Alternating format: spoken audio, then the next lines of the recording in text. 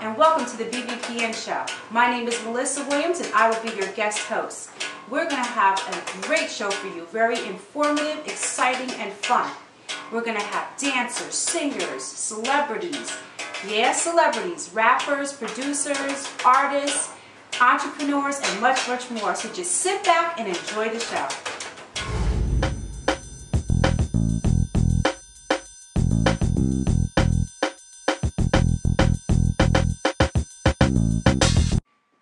Welcome to the Bbpn show.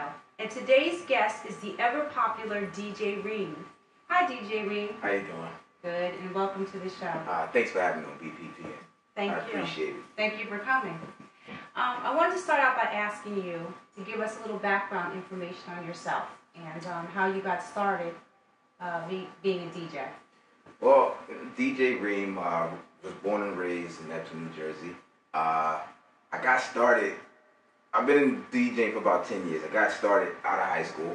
Wow. And it's been just ever going since then. Like, once I started, I just haven't looked back. And it's been an awesome opportunity, awesome ride that I've been doing. And it's great. Good. What makes you unique from other DJs, the other DJs in the area? What makes me unique, I appreciate all DJs and every DJ that's in the area because they taught me a little something, and I picked up from them. I think my ear to listen for the crowd and to know what to play, when to play, how to play it. I think that kind of makes me a unique DJ because and it's very key. In me, I play in a whole different bunch of settings in different clubs and different venues. Okay. And you have to have you got to know what to play for, what kind of crowd you're playing for. Okay. And I can hear that. Now, the industry is pretty cutthroat. Am I right? Oh yeah. Oh yeah. There's a lot going on, and that's just how the music industry is. And so what I wanted to know is, how do you stay positive? How do you stay above all that, negativity? How do you stay focused? How do you stay motivated? The industry, it's as many hear, many see. It's very, very harsh. It's a harsh reality, honestly, and it's people really don't have your best interests at heart. They have the almighty dollar. So it's just, with me personally, I just don't let the negativity get to me at all. Like, you're gonna hear negative things about you, regardless if you think regardless if you think you're doing the best thing in the world. There's gonna be those people out there, especially in the industry, that don't like you, that don't like what you're doing, and they're gonna kind of shoot you down. But that's just given. That's just granted. That's just part of the game. And you just gotta just know how to let stuff like that just not affect you at all. Okay. So when I hear stuff, I don't hear. I don't hear all of the greatest compliments about me, especially when it comes from higher ups, execs, or whatever. Just. But you still have to have your self-confidence. Exactly. You know that you're doing a good job. Yep. And people still call you for gifts. Exactly. You're doing the right thing. Exactly. Like if I'm still getting booked out for shows and gigs, I feel like I'm still doing something positive. I'm still doing something right. So the negativity, I hear it, but I won't let it affect me at all. I want to throw you off for a quick minute. How do you spell DJ REEM? How do you spell REEM? Because I think I spelled your name all different ways. REEM, RHEAM. How do you spell it? It's DJ REEM. So I've seen it a whole bunch of different ways. I've seen REAM, REHM, RHEM.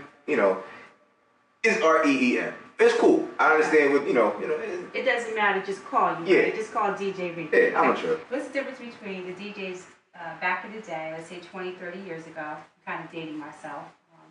Like DJ Red Alert, Cool Herc, and Jam Master Jay, and the DJs now. And what I mean is, how has technology played a role? Like back in the day, you think of the vinyl records and scratching and turntables. Do you still use that today? I still do vinyls and turntables. I still own a set of 1200s. Those are my first set of turntables. The first set of turntables I own, I still use, and I still, you know. Do you scratch? I scratch. I'm one of those DJs that's like, I'm with the technology, but I'm also still a, you know, piece of how DJs used to be with the turntables and the mixers. I still use that.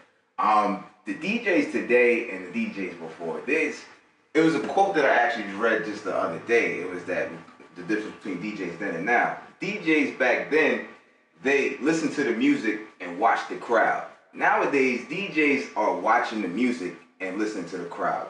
And that's because, you know, with technology, all music's on the laptop, so they're more so focused on what they're going to play in their music, so in the laptop. So they kind of pay more attention to that than what they pay attention to the crowd.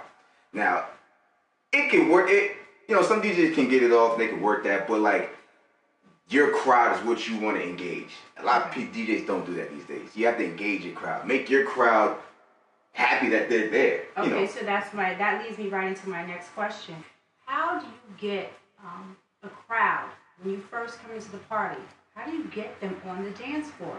Now, I've been at parties. All of us have been at parties where people are like glued to the seat, and I'm thinking, is anybody going to get up? Is this DJ going to be able to move this party? What do you play? How do you know? What do you do? Like, you gauge the room? What? Well, you know, first and foremost, you have to know what kind of event you're doing and what kind of crowd you're getting yourself into. Okay. So you kind of got to like do your homework. I do homework all the time because I play in a whole bunch of different areas between New York, Jersey, Baltimore, D.C., Atlanta, really? Out of the country, Jamaica. Okay. So I've been traveled a little bit here and there, but you got to know who you're playing for and who you're catering your music to for that night. Okay.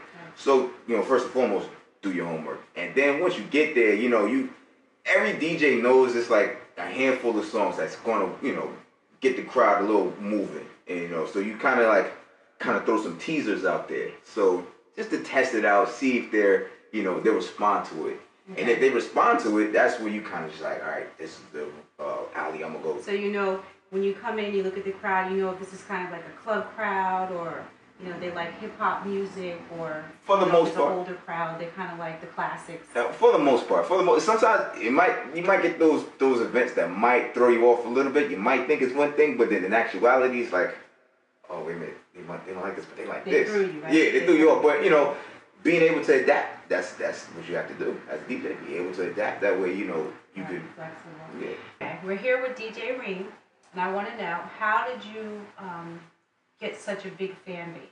How do you get the word out? How do people get to know who you are? Well, it all starts with really just building a home fan base. You know, be instrumental where you're at, where you grew up at. You know, I grew up, like I said, in Neptune, New Jersey. I went to high school at Neptune High. So it was that I had I built a lot of friends. I built a lot of support from my early days. And like, you use that to your advantage. Use that to your advantage, build them up. And then when you travel elsewhere, because after high school, I went down to Baltimore. I lived out in Baltimore for some years. So you take that and use that to your advantage, because now people in Baltimore are going to be like, yo, who are you? What are you about? And when they research you and they see that you have such a huge, strong support at home where you're from, that kind of puts credibility to your name. And now all your, outside people, let's say, people in Baltimore now, they kind of took to me too. Tell us something that some people may not know about you. Did you go to college? Did you major? What did you major in? Yes, I went to college down at Morgan State University, Morgan State Bears. I was a business management major. I'm actually in the process of pursuing my degree. A couple more credits left this year, May of 2013. I will be a graduate. So how does that help you with your business right now as a DJ, as an entrepreneur? It teaches Morgan State, with the classes I took, it taught me a lot on marketing, a lot on financing, and just being an entrepreneur. I do consider myself an entrepreneur because of the business that I run. It teaches you how to keep everything relevant, keep everything modern, and just the skills that you need to have, and how to network and whatnot, so forth, just to push you in keep your business afloat. So DJ Reem, what tips would you have for other aspiring DJs, kids in school and high school who dream of being a DJ, similar to yourself? Learn your music, learn your history, and build your brand. Those are probably the most important things. And perfect your craft. Is because with learning you have to learn your history and what you're doing and what kind of field you're getting into, because you just can't just jump blind into something and not know what exactly is to become of it. So learn your history, learn who's here before you, who's done what, and it's kind of like a respect thing as well, especially with DJs. Older DJs, they definitely look for that respect. Speaking of that, who are some of your favorite artists? My favorite artist, and my all-time favorite artist, is Jay-Z. Jay-Z, because he's embodied so much just in his artist lifespan, and he's done more just outside of being an artist. So he's like the guy who I idolize the most. I listen to a whole bunch of different genres of music, so like. Okay, so besides hip hop, who I'd say in R&B, and then maybe like classic music, who's your favorite? R&B. I heard Earth, Wind and Fire. Am I wrong? Earth, Wind and Fire. They're one of my favorite all-time classics, and this song, my all-time favorite song, is September, because it's just like a party, and I like to party and I like to have fun, and they just that song right there just embodies everything, just like a party. And a classic, way back in the day song. Yeah. We have Earth, Wind and Fire. That's it. And yeah. What about an R&B song today? R&B song today? What is like the most requested song? It seems like everybody asks for this song. Is there one? There is one. It's everybody seems to Beyonce, Love on Top. Okay. Everybody, especially the remix version of it. It's that's probably been, especially this year, like the number one requested song. I played it at weddings. It's been songs for people's weddings, cheerleading routines, clubs, events, all sorts of. That's probably been the most popular song. Now, recently I read something about you. I read that you received an award. Can you tell us about it? What was it for? What did you do? Yeah, it was from the Boys and Girls Club, the Keystone Youth Recognition Award. And I received that back in, it was June. I received it in June. Congratulations. Thank you, appreciate it. It was an award that was basically, the Boys and Girls Club recognized my work that I've done with the community, especially helping them out with just the number of events and just my role just to help give back to the community. And being that I'm such a young individual, a lot of people expect the help to come from the older generations and whatnot, but being that I'm still like, mid-20s and still contributing. Nice. They look for more people like me. So would you consider, I would consider you a mentor. Do you consider yourself a mentor and a role model? I do. I do consider myself a mentor and a role model, because, I'm a positive individual, and I would like others to look up to me, especially for the kids and the youth that's growing up now. Absolutely. I did just doing like the workshop, like I do DJ workshops in there, and I see just the way the kids kind of just flock to the music. So this DJ workshop, is this just for the kids? Like, can I come? Because I'm dying to just learn. I mean, we can set something up for you. We can set something up for, anybody else that wants to DJ. I'm sure there's other teenage students from the high school and the middle school wondering, what about us? So, would you, if you were asked to go out to a school, would you go out and teach and talk to them and teach them how? Oh yeah, I would definitely do that. Like I said, I'm willing to. I have the skills, and I'm willing to pass what I've learned to others who want to do it. Even if you just want to, take it seriously or just have fun with it. It could be a hobby for most, or if you figure, this is what I want to do. Hey, by all means, I'm here. That's what I'm here for. I bring out the equipment, the 1200s. The turntables in the mixer, so I keep it. I'm already lost, the 1200s. Okay. That's the classic turntable, 2 turntables in a mixer. So I keep that. I bring those out, especially when I'm teaching my lessons. Now, speaking of that, when somebody wants to go ahead and become a DJ, this equipment, can they buy it from like a flea market? Because I'm sure it's expensive. Like, just to get started, what do you need? Well, I always tell people what you need is you need a laptop, first and foremost, because that's going to carry your music. And then, you have to get the equipment to the turntables and, mixer, or they have kind of what they have, the new technology these days. It makes everything so much easier. Like DJ controllers, and they're like little small. It's like probably like this big, and it has the two turntables and a mix. It's like all in one built in. You know, so that's right there. But I purchased my first piece of equipment from somebody else. I got it secondhand, so it was like, you know. So they can kind of go to like a flea market in an area and look for stuff. You go to flea markets. You can order it online. Auctions. Yeah, I would try. You know, I would definitely try to get it secondhand, because you'll appreciate the equipment secondhand, because you know it might have some history to it. You never know. First and foremost, and you know you'll be able to kind of work up to build, you know, what you need, because that's how you appreciate your stuff more, your craft, your equipment, and your skill more, because you start from the bottom and you kind of work your way up, you know, with, you know, the basic equipment, and then just kind of build piece by piece. You'll appreciate more of what you've done, and it's hard work, and it gets you there quick. Now, what other things do you do besides DJing? I mean, what are your hobbies? What else do you like to do? Do you have any other passions or talents or skills? Well, DJing is my main thing. That's, you know, but in my spare time, I'm a computer geek.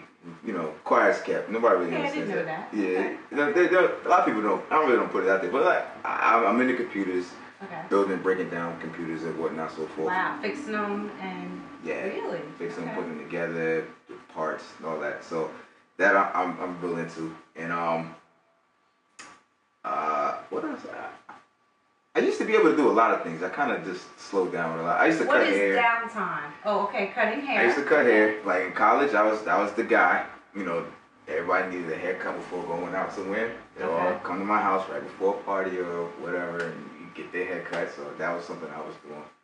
What other projects are you working on now? I mean, earlier on we talked. You said that you, I guess in the beginning, did mixtapes. Do you have a mixtape coming out, a CD? Do you have any projects with any of the producers or anybody in the area? I have actually studio album that's coming out hopefully by the mid 2013. It should be out, maybe even sooner, hopefully. We're featuring a bunch of local artists that actually, you know, have talent. We're trying to restore the feeling of hip hop and whatnot. It's more so the hip hop album. So we're trying to just bring back that old feel of hip hop and how it, you know, once was. So we're getting a bunch of artists together and recording now for everything. I actually also have like other promo CDs that I do, like depending on the genre. Like I have like party CDs that I make, club CDs, and stuff like that. And I also hosting a couple series of mixtapes for up and coming artists as well. So those are in the works. Everything should be out within the next couple months. Okay, so hip hop is not dead. Hip hop is not dead. A lot of people say that. I feel like it's not dead. It's just the face of it changed. That's all. That's all that is. It's, you know, hip hop is still hip hop. What is the craziest or weirdest thing that has ever happened when you were in a club or at a party DJing? Well, I think it might be the craziest thing is have the whole power cut out on you, like the whole building go like dark. Wow. Yeah, and it was because of, oh my God, not even like a storm or anything. It was because the people didn't pay their bill, the electric bill. Oh my God! So you can't even finish the gig? Did you get paid? I still got paid. Because, you know, it wasn't my fault per se, so I had nothing to do with that. But nor did the promoters. So it was the venue had their power cut off in the middle. That is embarrassing. It was just like, all right, everybody's sitting there like, you know, what's going on. Initially, they'd be like, oh, it's the DJ's fault. But then when you go to the bathroom, there's no lights in there. By the bars and the lights, it's like, okay. I have never heard. Well, I mean, if you DJ'd somewhere and let's say the weather was real bad and people couldn't get to it, and it was like maybe just 30 people, would you still DJ? Would you still give it your all? I treat every event like it's 100 people or it's a packed house. Regardless if it's 10 people in there, 5 people in there, I give them all. You know, because those 10 or 5 people who are in there they come out to have a good time. So there's only 10 of us in there, we still can get down? Okay. Oh yeah, I make sure everybody, my purpose is to entertain. You know, regardless how many people's there, still got to entertain. That's you know, absolutely, what I came to do. Okay. And I make sure that those 5, 10 people, they might do your job. Yeah, they might be like, oh, it was empty, but we still had fun. That's all I'm there for, and that's, you know, what is your pet peeve? What is something that you don't like as a DJ that people do? It's something that irritates you. Ooh, it's a few things that I just be like, one thing is when somebody comes to sit their drink down next to my equipment. Okay, and why is that? Because the equipment on your equipment? On my equipment. Not even, sometimes they on it, but even on it or by it. Like, how dare you? Yeah, it but what can irritates happen, me. The drink, you can just spill into the turntable, it can spill into the laptop, and if that happens, it's over. There's no more party for a DJ, because now my equipment is messed up and I can't, being like completely ruined? Yeah, it can be ruined, it can't be fixed. That kind of annoys me, and I hate when people come and just set their drinks up. And I'm glad they make DJ booths where it's like away from people, because if I'm like out in the open, like I like to party with people out on the floor, but you just have those. Would you say something to the person if they I do tell them. there, I do tell them, like, hey, you can't set your drink there. You gotta move it, or I'll take if they put it there and they leave, I'll just move it over here. So what? Somebody just coming along, a lot of dancing, and they just put it down there. They'll put it down. You know what it is? They'll put it down, and they'll come. Cause they come up to the DJ table and be like, oh, they want to hear a request, and that's another thing. It's not necessarily a pet peeve. But I'm open to hear requests and see what the people like that's in the party. But at the same time, if you come with like 2 or 3 requests, like, all right, you want this song. And you would be annoyed with me because I'm always requesting some McFadden Whitehead or Sylvester. You are my friend. I mean, I like to play stuff like that though, see, especially in those type of events. But I always give people like a 2-song limit. It's like, all right, you can come to me, ask me for a song, 2 songs at a time. You heard that? That's cool. It's just like, all right, now you're making multiple visits up. It's just like, this party ain't just for you, Would you say that you made a good career choice? I think I have. I'm pretty sure I have. I mean, at first, it was like, I didn't have a lot of people who believed in me. Although I did have supporters, but I didn't have a lot of people who really believed that, this is the way to go. This is how you can do things, because, people think of DJs, they just think of it as a hobby. Yes. They don't really see like the lucrative side of it all. So they just think, oh, you're only just playing, music one night out the week. Some people think it's just very easy. Yeah, which is not. You're not doing much. Yeah, DJing is definitely a concentration, very involved hobby that it goes on outside of just the party, because now you still got prep for parties. Get your music together, do your homework on what what kind of event you're doing. And you gotta lug that equipment around. Oh yes, my friends, growing up, when I first started, I had the big, this is before they made everything so compact. But I had the biggest equipment, biggest speakers, and it used to take three of my friends' cars to get us to the event. To take yeah, because the speakers were so big, one couldn't fit in my car, one couldn't fit, like everything couldn't fit in one car, so it used to go 3 cars. So you don't still need those big speakers. No, everything is more computerized. Everything is to the digital age. Right? This is true. And and the equipment just upgraded itself too. So there's a lot of stuff that they make stuff more compact, but yet still packs that boom that you need. So that makes traveling all the easier these days. And I travel by myself these days a lot. Now, one key issue that people in business, no matter what business you are, it's important. It is a problem. Consistency and reliability.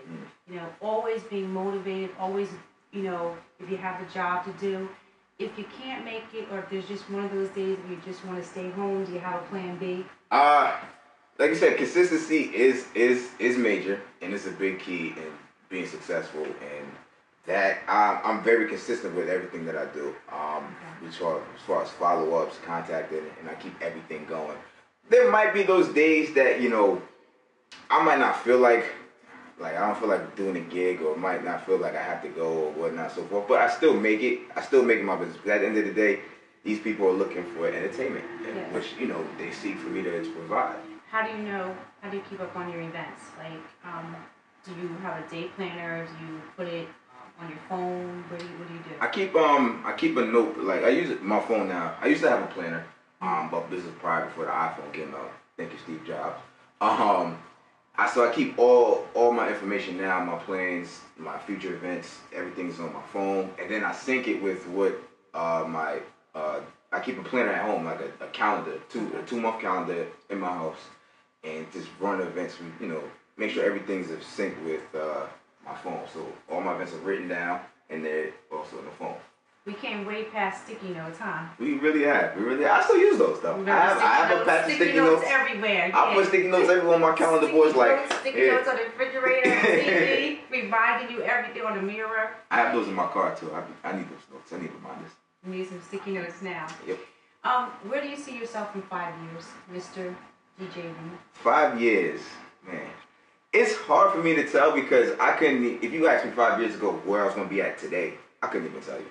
I couldn't even tell you because everything, it changes so much, you know, depending on what I do, how everything goes. Life changes so much, you know, and sometimes dramatically for me. So it's just like I just kind of just go with the flow of everything, what's right now, what's going on, and just kind of just find ways to stay relevant, stay afloat of things, and stay ahead of things. So I mean, 5 years from now, you know, I just hope I could be in a better, stronger place than I am now. And just in a position to just influence more others. And hopefully the influence that I've started, you know, now will start to show in 5 years. And maybe I'll have some more DJs that's coming up under me and they're getting more lessons. Maybe even have a program that's implemented in schools and local schools. That sounds interesting. So DJ Reem, how can people contact you? Are you on the World Wide Web? Do you have an email address? What's that? DJ Reem is very digital, so it's not hard to just hit Google and just, you know, type DJ Reem, REEM in, you know. You can find me all throughout a whole bunch of social sites, social media, and then also I'm local. You know, I'm in the Monmouth County, the Ocean County area a lot, so well, you know, find me riding around at the park or whatnot, so forth. I'm around, you know, I'm a local guy. And I'm also on internet radio. I do a couple internet radio shows, so you can tune in and listen to me. And if you need me, if you can't find me through any of those other sources, you can email me at bookdjreemnow@gmail.com. I'd like to thank you, DJ Reem, for being a guest on the show. Melissa, it was a pleasure. Thank you for having me on Bbpn. It was great. Thank you for tuning into the Bbpn show. Until the next time, I'm your host, Melissa Williams. Thank you.